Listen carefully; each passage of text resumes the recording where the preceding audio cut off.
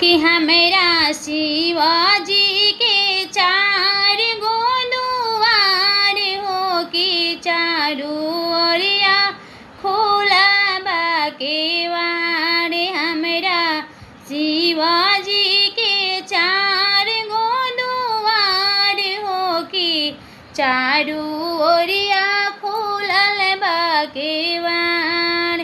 कि पहिला दुआरिया पका चाड़ा बहुत बा, कि पहिला दुआरिया पर का चाड़ा बहुत बा।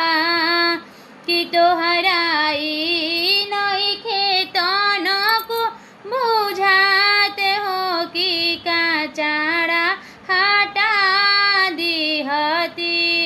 तोहरा ई नइखे तनिको बुझात हो, कि का चाड़ा हटा दिहती।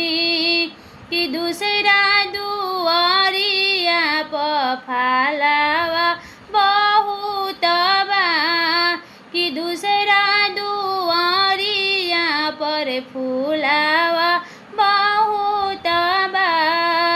कि तोहरा ई नइखे तनको बुझात हो, कि भोला पर चढ़ा दिहती।